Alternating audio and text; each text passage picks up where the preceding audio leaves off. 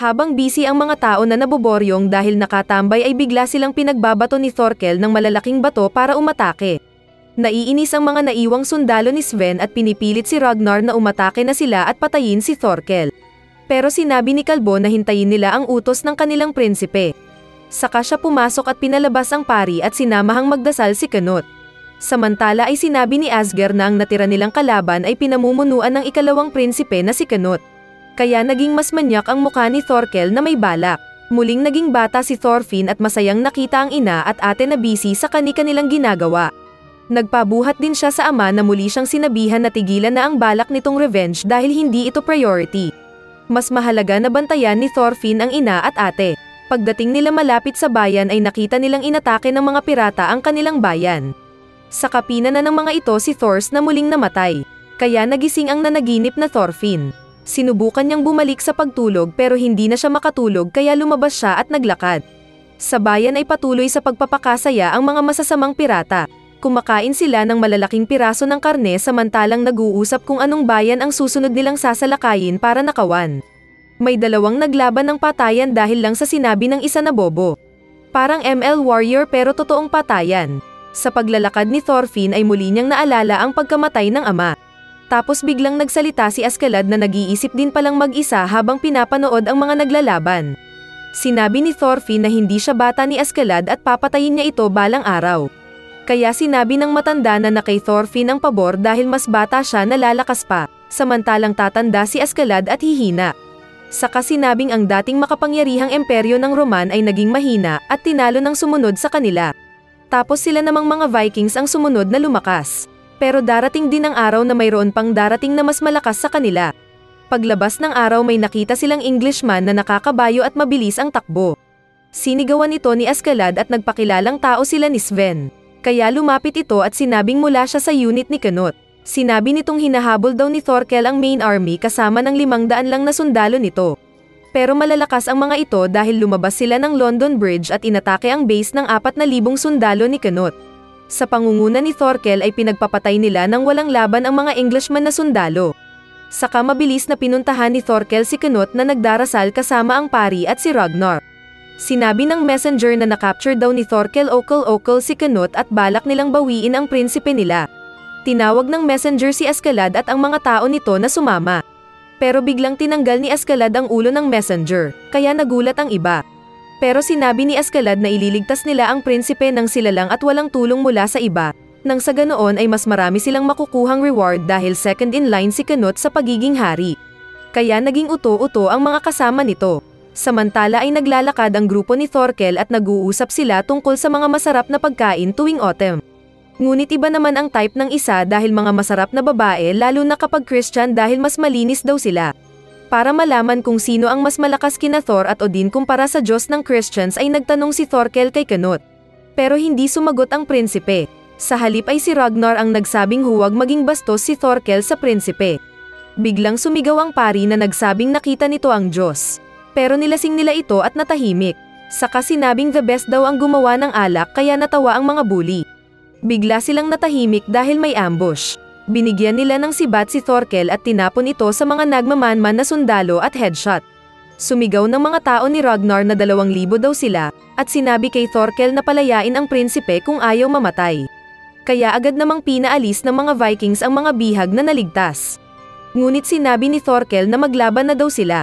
Pinigilan ni Ragnar ang mga tao at sinabing umatras na sila, pero nangantsaw kasi si Thorkel na mga bakla ang mga ito at maiikli ang mga sandata na pang chicks. Kaya nagalit ang mga sundalo ni Ragnar na umatake, kaya naglaban ang magkabilang panig at nagtagaan. Masayang parang manyak si Thorkel na giniling ang mga nakasalubong nitong mandirigma. Samantala ay naroon din sa malapit ang grupo ni Askeladd na naghahanda. Patuloy sa paglalaban ang grupo ng matigas ang ulo na grupo ni Ragnar at ng mga tao ni Thorkel. Umatake ang kapitan ng sundalo ng Englishman pero tinaga lang ito ni Thorkel sa ulo. Saka nadismaya ang malaking tao dahil 400 lang ang kalaban na mauubos agad. Naamoy nila ang amoy sunog kaya tinignan nila ang paligid. At sa taas ay naghanda si Askeladd ng sunog para atakehin ang mga naglalaban. Ilan sa mga tao ni Thorkel ang nasunog at nag-aalala silang baka masunog sila at hindi makarating sa Valhalla. Inakala ng kasama niya na natural disaster lang ang sunog pero alam ni Thorkel na man-made ito. Kaya mas na-excite siya sa dagdag laban. Alam naman ni Askeladd na hindi madaling mamatay si Thorkel dahil lang sa sunog. Pero nagsunog sila para maistorbo lang ito. Binasa nila si Thorfinn saka inutusan ni Askeladd na iligtas si Knut.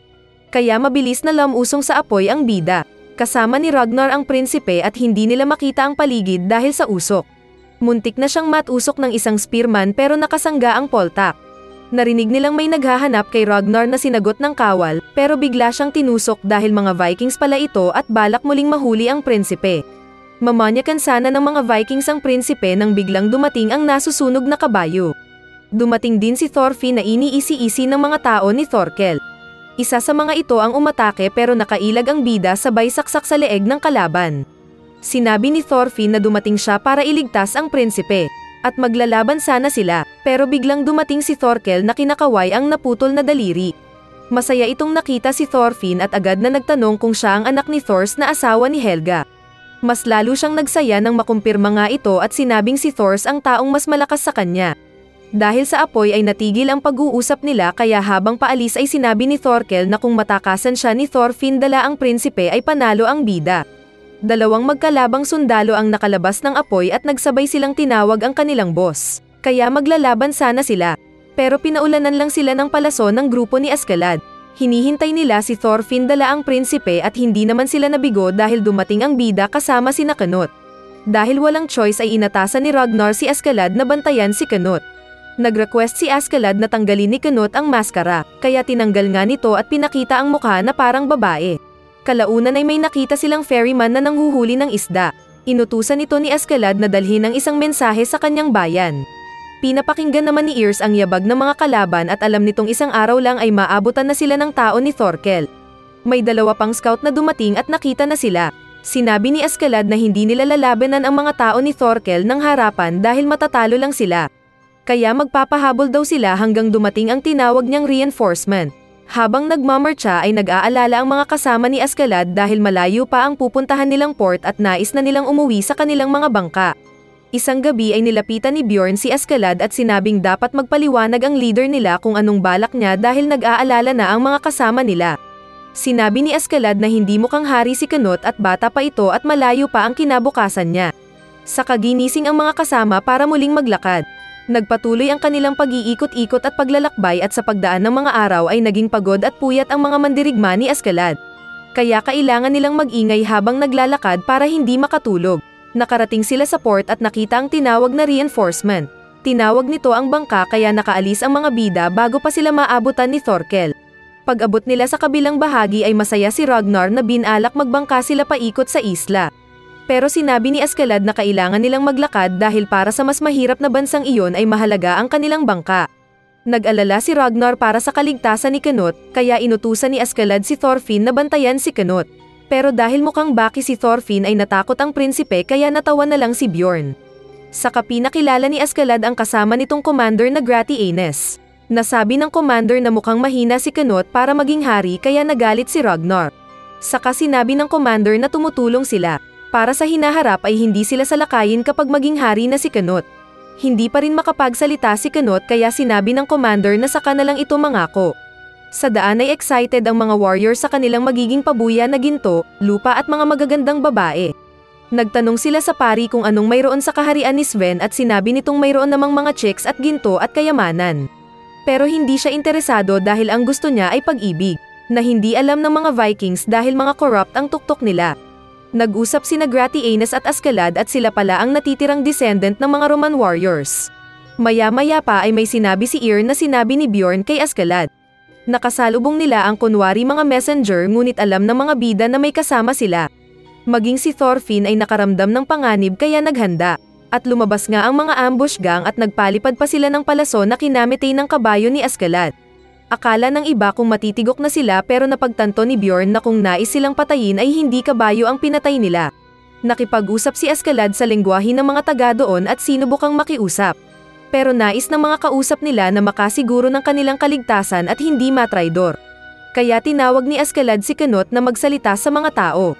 Pero dahil hindi pa natuli ay nagtago ito sa likod ni Ragnar. Sinabi ni Escalade na kahit bata ay dapat gampanan ni Canute ang responsibilidad bilang prinsipe, pero biglang nagalit si Ragnar at sinabi ang masamang experience ni Canute sa kaharian. Nagpapatayan ang mga kapatid niya mismo para lang sa trono. At dahil walang pagpipilian ay lumapit sina Gratianes at Escalade kay Acer para sabihin ang plano. Pinaalis ni Acer ang mga tauhan at nag-usap silang tatlo tungkol sa sekreto ni Escalade. Sa baba ay nagtataka naman si Bjorn dahil kakaiba ang galing ng leader nila. Na kahit matagal na silang nagsama ay napapaisip pa rin siya kung sino ito. Nagulat si Acer sa narinig na mula pala sa dating Britannia royal blood si Escalade. Kalahating Welsh at Danish. Sinabi ni Escalade na kapag nagawa niyang maging hari si Canute ay siguradong tataas din ang kanyang pwesto. At doon na siya pwedeng mag-demand ng non-aggression treaty para ligtas ang mga taga-Wales. Kaya malakas na napatawa si Acer at pumayag sa plano ng mga bida. Ibinigay muna ng mga tao ni Escalade ang kanilang armas kina Acer para magmukhang prisoner sila ng mga taga-Wales. Ngunit ayaw ibigay ni Ragnar at Thorfinn ang sa kanila kaya hinayaan na lang ito ng leader. Sa daan ay takot ang mga tao na nakakita sa kanilang dumadaan. Lalo na kapag sinasabi nilang kumakain sila ng tao. Hindi natiis ni Canute na hindi magsalita dahil tinatawag siyang takot na prinsesa ni Thorfinn. Kaya galit na sinabi ni Canute na hindi kasi siya pwedeng magsalita ng basta-basta sa ibang mga tao dahil baka malintikan siya sa amang hari. Kalaunan pa ay nagpirma sila ng kasunduan. At sa pagdaan pa ng panahon ay nagsimula ng mag-snow. Natatakot si Ragnar na maipit sila ng mga kalaban pag naabutan sila ng snow, pero sinabi ni Escalade na may plano na siya. Sa stopover nila ay masayang nagkwento ang dalawang magkapatid na pirata sa pari, na naintindihan na nila ang ibig ng pari na pag-ibig. Sinabi ng dalawa na sa battlefield ay nagtutulungan sila at hindi ito mababayaran ng pera at ginto. Pero sinabi ng pari na para sa kanilang magkapatid lang iyon at ibang pag-ibig ang hinahanap niya. Naikwento ng dalawa ang tungkol sa nakalaban nilang si Thors na pinabagsak ang 30 mandirigma na umatake sa kanya gamit lang ang kamay at paa. Nang pinatay nila ito ay nalaman nilang wala palang namatay sa kanilang grupo. Sinabi pa nila ang tugon ni Thors na ang tunay na warrior ay hindi nangangailangan ng espada. Na biglang kina-interest ng pari, kaya nawirduhan sa kanya ang mga Vikings. Kahit makapalang yelo at malakas ang bagyo ay patuloy pa rin sa paglalakad ang mga Vikings. Naghahanap daw sila ng kanilang mananakawan na baryo. Sa isang bahay ay masayang kumakain ang isang pamilya, at naglulukohan pa ang mga masayang bata. Lumabas ang nagdadalagang babae para tignan ang tinago nitong singsing sa punong kahoy sa labas. Adik na adik ang babae sa ordinaryong singsing nito. Nakita niya ang pagdating ng mga Vikings na bully. Sumigaw ang pari para warningan ang mga tao na inaatake sila ng mga Vikings. Pero binugbog siya ng mga siga. Naunang pumasok si Bjorn sa bahay ng pamilya na sinundan ng iba. Inagaw nito ang pagkain ng isang bata at saka tinapon. Kaya sinaway siya ng nanay ng pamilya, pero sinuntok niya ito na naitapon. Kaya umiyak ang nanlilimahid na bata. Tinutukan ni Bjorn ang ama saka sinabing hold up. Asan ang lahat ng pagkain ninyo? Kalaunan ay sinabihan ni Escalade ang pari na patatawarin lang niya ito minsan at kapag uulit na mag-ingay ay patay ito agad. Tinipon nila ang mga taong bayan at kinuha ang lahat nilang pagkain. Nagmakaawa ang ama ng pamilya na sinabing tirahan sila ng kalahati ng pagkain dahil may baby siya. Pero sinabi ni Escalade na mercy killing ang gagawin sa kanila para hindi na sila mahirapan. Tatanggi sana si Ragnar lalo na at Cristiano ang mga taong ito. Pero hindi nakinig si Escalade at ipinapatay sa mga warriors ang taong bayan. Mga hamas mag-isip, kaya mag-isa lang na naiwan ang babaeng si Anne na nagdarasal, kahit na pangit ang nangyari sa kapamilya. Masaya pa rin siya dahil alam niyang kinuha ng Diyos ang mga magulang at kapatid. Samantala ay kumakain ng karne at umiinom ng beer ang grupo ni Thorkel at utusan nila ang mga Englishmen na walang magawa. Nabalitaan nilang lumalawak ang nasasakupan ni Sven dahil sumusuko na ang ilang mga Englishmen. Kaya malungkot si Thorkel dahil nais daw niyang araw-araw ay digmaan. Kinausap ni Escalade si Ears na nakabitin sa puno na nagsabing walang panganib. At ang naririnig nito ay ang nagdarasal na pari, Ragnar at prinsipe. Habang nananalangin ang pari ay nasabi nitong nagsisimula na siyang mawalan ng tiwala sa Diyos. Pero nagalit si Canute at sinabing lahat ng ama ay mahal ang kanilang mga anak. Saka ito umalis na ipinagtaka ng nanonood na Thorfinn. Sa bar ay sinabi ng mga tsismosong cook kay Thorkel na may nakita silang sundalo sa isang tuktok ng bundok. Iniulat daw ito ng babaeng namatay ang buong pamilya. Napagtanto ni na Thorkel na ang grupo ni Thorfinn ang mga ito na na-stuck dahil sa snow. Kaya pinaghanda niya ang mga kasama, sabay utos sa mga cook na maghanda ng pagkain ng 500 na sundalo na pang 5 araw. Dahil sa pag-atake ng mga Englishman na malapit ay pinabilisan ni Askeladd ang pagpapagawa ng bangka nila. Samantala ay nakita ni Ragnar na may nahuling rabbit si Thorfinn kaya tinawag niya ito para gumawa ng sinabawang rabbit na may gulay. Kahit kunwari ayaw ay pumasok si Thorfinn at nakitang nagluto ng pagkain si Knut. Saka sila kumain ng masarap na rabbit soup. Sinabi ni Knut na hobby niya ang pagluluto at sinubukan niyang ipagluto noon ang amang hari pero tinapon lang nito ang hinanda niya. Ayaw kasi ng hari na mag-astang alipin ang anak na prinsipe. Masaya silang kumakain nang may pumasok na agad tinutukan ni Thorfinn. Pero inutusan daw sila ni Askeladd na dalhin si Ragnar. Kaso sa daan ay napansin ni Ragnar na hindi sila papunta sa labanan. Kaya binalak niyang kunin ang espada. Pero nasaksak na siya ng iba pang Vikings sa likod. Iniutos daw ito ni Askeladd na gawin nila. Alam ni Kalbo na mamamatay na siya kaya agad niyang pinatawag si Askeladd para may sabihin. Dumating si Askeladd at sinabing kinailangan niyang palitan ang posisyon ni Ragnar bilang advisor ng prinsipe para mag-mature na ito. At bago mamatay si Ragnar ay nasabi nito ang panganib kay Knut, na ang tunay na kalaban ni Knut ay ang ama nitong hari at ang kapatid na isa pang prinsipe na kaagaw niya sa trono. Saka din namatay ang kawawang Ragnar habang iniisip pa rin ang kaligtasan ni Knut. Hindi makapaniwala si Knut na patay na ang uncle nitong kalbo. Kunwari sinabi ni Askeladd na namatay na bayani si Ragnar na lumalaban sa battlefield. Saka inutusan si Thorfinn na bantayan si Knut. Sa labas habang naglalakad ay sinabi ni Askeladd kay Bjorn na kung hindi magiging malakas ang loob ni Knut para maging hari ay iiwanan nila ito. Isang lalaki ang binubugbog ng mga kawal para kuhanan ng impormasyon. Pero hindi ito nasasaktan, kaya nagpakuha ng gunting si Askeladd at pinagpuputol ang daliri ng lalaki. Ngunit hindi pa rin ito nagsabi ng nais malaman ni Askeladd. Puputulan sana ni Askeladd ang ilong ng lalaki pero biglang dumating si Yrsa na natataranta. Sinabi nitong may paparating na kalaban sa gitna ng gabi. Biglang napatawa ang lalaking nabugbog. At sinabi nitong parating na ang grupo ni Thorkel. Kaya biglang natakot ang mga kasama ni Askeladd. Sa malapit ay nakita ni Thorkel ang village at sinabi sa mga kasama na patayin lahat ng makita maliban lang sa prinsipe. Binuhat ni Bjorn si Knut at puwersahang pinasakay sa ginawa nilang kariton pang snow. Ayaw pa sanang umalis ni Knut para ilibing si Ragnar, pero sinampal ito ni Askeladd. Dumating ang ilang kawal dala ang dalawa pa na binalak sumali sa grupo ni Thorkel. Pero tumalikod lang si Askeladd at sinabing ang aalis ay umalis na at ang susunod sa kanya ay magtiis na walang tulog. Pagdating ni Thorkel ay nagtabas siya ng mga traidor na tao ni Askeladd. Sinabi ng mga ito na sasali sila kay Thorkel pero chinap-chop sila. Ayaw daw ni Thorkel ng bakla na baliktad ang bayag. Nakaabot ng isang maliit na bridge sina Askeladd kaya inutusan nito ang mga tao na sirain ang tulay. Naiinis ang isa sa magkapatid at sinabi ng mataba na nawala na ang swerte ni Askeladd. At panahon na para iwan ito. Nakita ni Askeladd ang hitsura ng mukha ng mga warriors, kaya tinawag niya sina Bjorn at Thorfinn at inutusang bantayan si Knut. Ito daw ang natatanging kakayahan ni Askeladd, ang malaman ang legit at peke sa mukha ng kahit sinong tao. Kaya hindi uubra sa kanya ang budol-budol at scammer. Hindi nga siya nagkamali dahil marami sa mga warriors niya ang kinumbinsi ang iba na kunin nila si Knut at ibigay kay Thorkel para hindi sila patayin. Sinabihan sila ni Yrsa na naroon na sina Thorkel, at dumating nga ang grupo ng higanti at nakita ang mga bida. Kaya nagtapon ito ng malaking sibat at 3 agad sa tao ni Askeladd ang namatay.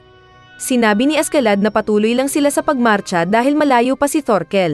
Pero sawa na ang mga warriors at ayaw nang magmarcha, kaya nagpaalam na si Askeladd para umalis. Ngunit lahat ng tao niya ay pumalibot para kunin si Knut ng puwersahan.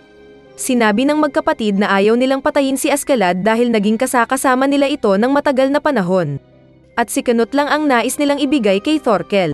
Naalala ni Askeladd ang nakaraan ng alagaan nito ang ina sa kulungan ng mga kabayo. Sinabi ni Askeladd na kahit matagal silang nagkasama ng mga tauhan na warriors, ay kinasusuklaman niya ang mga ito dahil sa kanilang masamang ugali. Saka pinatay ang 2 kawal. Sinigawan nito si Thorfinn na mabilis nagtapon ng mga kutsilyo at namatay ang ilan pang warriors. Mabilis namang pinatakbo ni Bjorn ang kabayo at kariton. Pero hinabol sila ng mga nakakabayo na napatay pa ni Askeladd ang isa. Sa kanya hinarap ang mas marami pang traidor. Nakita ni Thorkel na naglalaban sila at ayaw niyang maubusan kaya mabilis itong tumakbo para sumali. Samantala ay naabutan ng mga nakakabayo sina Bjorn at ang kariton. Sinabi ni Bjorn na hindi magbabago ang kanyang pasya at handang lumaban. Pero nagkaproblema siya nang ang kabayo ang inatake ng mga Vikings. Dahil dito ay tumilapon sila mula sa kariton. Ngunit nagawang masipa ni Thorfinn ang isa at inagaw ang kabayo saka mabilis na bumalik para siya ang pumatay kay Askeladd. Nasaktan man si Canute pero buhay pa rin. Saka bumangon din ang nadaganan ng kariton na Bjorn at kumain ng berserker mushroom. Samantala ay maraming napatay si Askeladd pero nanghihina siyang nasugatan. Marami pang umatake sa kanya mula sa likod, harap at tagiliran. Pero nagawa niyang maiwasan ang mga ito at ang mga kalaban ang mapatay. Pinalakol ang likod niya na may armor. Kaya napalakas ang pagtaga niya sa kalaban na nahati. Dahil natatakot ang mga kawal ay gumamit sila ng pana para patumbahin si Askeladd. Sinubukan niyang kumuha ng pansangga pero natama na siya. Napatanong ang mga dating kawal kung bakit mahalaga kay Askeladd si Canute. Kaya sinabi niyang matanda na siya at hindi na siya makapaghintay sa pagbabalik ng hinihintay nilang tunay na hari. Inutusan ni Thorgrim ang mga kasama na patayin si Askeladd. Pero ang mga ito ang namatay na may tama na pala sa likod. Dumating na pala si Thorkel na hinahanap si Askeladd para maglaban sila. Agad na tinapon ng mga bakla ang kanilang mga sandata bilang pagsuko kay Thorkel. Sinabi ni Thorgrim na hinuhuli na nila si Canute para ibigay sa kanya. Pero ayaw makinig ng malaking tao at si Askeladd ang kinausap niya. Sinabi ni Askeladd na binabantayan ni Thorfinn si Canute at hindi kasama sa nagrebelde laban sa kanya. Kaya masaya si Thorkel at inutusan ang mga tao na patayin lahat maliban kay Askeladd. Ayaw sana ng mga traidor na lumaban pero sinabihan sila ng tao ni Thorkel na lumaban para kapag namatay sila ay pupunta sila sa Valhalla. At napilitan silang lumaban at marami sa kanila ang namatay. Muling nakiusap si Thorgrim kay Thorkel pero binigay ni Thorkel ang palakol nito para labanan siya. Ngunit dahil sa takot ay nabitiwan nito ang armas at nawala sa pag-iisip kaya iniwan na siya ni Thorkel. Biglang dumating si Thorfinn sakay ng kabayo at binangga ang mga naglalaban. Umatake ito kay Thorkel pero sinuntok lang nito ang kawawang kabayo na tumilapon. Pero nag-backtumblang ang bida. Galit na sinabi ni Thorfinn na papatayin niya si Thorkel kung hindi ibigay sa kanya si Askeladd. Kaya napakunot noo si Askeladd na kinakalaban ng daga ang oso. Dahil sa narinig ay mas lalong ayaw ibigay ni Thorkel si Askeladd kay Thorfinn para maglaban sila. Kaya tinanggal ng bida ang coat at nilabas ang mga kutsilyo. Umatake si Thorfinn at nagawang makatabla kay Thorkel at nasugat pa ang damit ng higanti. Sinabi ni Thorfinn na hindi na siya magpipigil pa kaya napatawa ang mga nanonood. At sinabi pa ng isang bungal na bobo si Thorfinn kaya pinatay ito ni Thorkel. Dahil para kay Thorkel ay malakas na warrior si Thorfinn. Samantala sa kinaroroonan ni Canute ay nakatulog ito at napanaginipan si Ragnar. Sinabi niyang mas maganda na sana kung talagang nabuhay siyang anak ni Ragnar. Sa kaniyakap ang multo at pareho silang umiyak. Nagpakita lang daw ang kalbo para magpaulim sa prinsipe at oras na daw para magising si Canute, saka din umalis si Ragnar. Nagising si Canute at nakita si Bjorn na binubugbog ang mga kalaban nito dahil naka-berserk mode pa rin siya. Sinabi ng Lasinggo na pari na ang mananalo ay kukunin si Canute. At hayaan na lang nila ang mga taong gustong mamatay. Samantala ay patuloy sa paglalaban sina Thorfinn at Thorkel habang masayang nanonood ang mga tao. Dahil nasugat-sugat ay napilitan pa si Thorkel na tanggalin ang damit nito. Balak ng bida na tusukin ang vital parts ni Thorkel para umungol pero maliit ang pantusok niya. Nasabi ni Thorkel na malakas si Thorfinn pero average pa rin ang galing sa espada. Saka napatanong siya kung paano maging tunay na warrior. Kaya natigilan ang bida at naalala ang sinabi ng ama at namalikmata panandalian. Ngunit muli itong bumalik sa laban at sumugod kay Thorkel. Sinabayan niya ang pag-atake ni Thorkel sa kanya kaya nasugat ang malaking tao. Ngunit isang beses na pag-atake ni Thorfinn ay nasipa siya ng higanti. At naitapon sa taas dahil sa lakas at nahulog sa isang puno at nahilo. Sa kinaroroonan ni Canute ay natalo na ni Bjorn ang mga kalaban. Ngunit nang makita nito ang prinsipe ay lumapit ito na parang nakasyabo. Tumayo siya sa harap ni Canute na parang halimaw. Pero sa puntong ito ay galit na rin si Canute dahil wala siyang makitang taong marunong magmahal. Nilapitan niya ang napatigil at napa-atras na Bjorn. Susuntukin sana siya ni Bjorn pero niyakap ito ni Canute at pinakalma. Nagulat si Bjorn na bumalik sa isip pero bigla siyang sinaksak ni Atli. Ngunit sinabi ni Canute na tumigil na sila sa walang silbing paglalaban. Inutusan ni Canute si Willibald at Atli na magtulungan para gamutin si Bjorn. Aangal pa sana si Bjorn pero sinabi ni Canute na walang silbi ang dahilan ng pinaglalaban nila. Saka patungo na ito kay Thorkel para kausapin na hiramin ang mga kabayo. Samantala ay nahihilo si Thorfinn pero nang maalala na kalaban niya si Thorkel ay muli siyang tumayo para lumaban. Pero sinabi ng higanti na bigyan muna siya ng panahon na makapahinga. Sa kanya nakita ang nakabitin at nabali na kamay. Pinuntahan siya ni Askeladd para tulungan sa sugat at pinaalala na huwag high blood kasi. Galit palagi dahil sa epekto ng pagkain ng bulalo sa umaga, tanghali at gabi. Habang nagpapahinga ang bida ay kinuwento ni Thorkel na ang lolo ng bida ang pinaka-boss ng Jomsviking.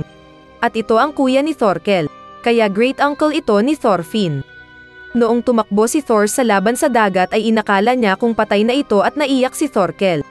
Pero isang gabi ay kinuha ni Thor ang anak at asawa pero nakita sila ni Thorkel. Kaya nagpakita si Thor at sinabing aalis na siya. Pero dahil may batas silang sinusunod ay naglaban si Thorkel at Thors. Naputol ang palakol ni Thorkel saka siya pinatulog ni Thors. At paggising ng malaking tao ay wala na ito. Saka narinig na lang niya ang balita na namatay na ito ng tuluyan. Nagtanong si Thorkel kung paano nabuhay si Thors na kasama sila, pero ayaw sagutin ng bida. Kaya kinantsawan ni Thorkel si Thorfinn na aatake sana pero pinigilan ni Askeladd. Sinabi ni Askeladd na gawin siyang coach ni Thorfinn sa laban para manalo sila at makaligtas na pareho. Patuloy na lumaban si Thorfinn ayon sa plano nila. Alam ni Askeladd ang weak spot ni Thorkel dahil nakasama na niya ito sa laban noon. Kunwari bumagsak si Thorfinn sa yelo at nabitawan ang armas nito. Kaya nadismaya na lumapit si Thorkel para tapusin siya. Pero inilawan ni Askeladd ang mata ng malaking tao gamit ang espada kaya nagkaroon ng pagkakataon si Thorfinn na masipa ang baba ni Thorkel. Dahil dito ay natamba si Thorkel at nabitawan ang armas. Saka agad siyang sinugod ng batang bida at binulag ang isang mata ni Thorkel. Nakialam ang mga tao ni Thorkel at nahuli ang bida. Tutusukan na sana si Thorfinn pero inawat sila ng nagagalit na Thorkel. Pipisatin sana nito ang ulo ni Asger na nakialam pero dumating si Knut at pinatigil silang lahat sa laban. Nagalit si Thorkel dahil sa pag-entrada ni Knut sa kanilang duel. Pero sinabi ng prince na hindi ito duel dahil nakialam na ang mga tao ni Thorkel. Kaya napasigaw na lang sa galit ang malaking tao. Pero naupo ito at humingi ng alak at nang makapag-isip ng mabuti ay kinausap si Knut. Sinabi ni Knut na pupuntahan niya si King Sven para labanan at walang halaga ang buhay niya. Kunwari ay susuntukin ni Thorkel si Knut para ma-testing pero hindi kumurap ni gumalaw ang prince. Nakita ni Thorkel sa mata ni Knut ang mata noon ni Thors. At dahil papunta siya kay King Sven para labanan ito ay pumayag siyang samahan ng prince. Nagulat ang mga warriors niya pero maging sila ay hindi na maka-atres. Napatawa ng malakas si Askeladd at saka lumapit kay Knut. Binigay ang espada at inamin na siya ang pumatay kay Ragnar. Pero kapag bubuhayin siya ay sasamahan niya ang prinsipe. Naiinis si Knut pero ginawa pa rin niyang tao si Askeladd. At magkakasama silang naglakad para puntahan si King Sweyn.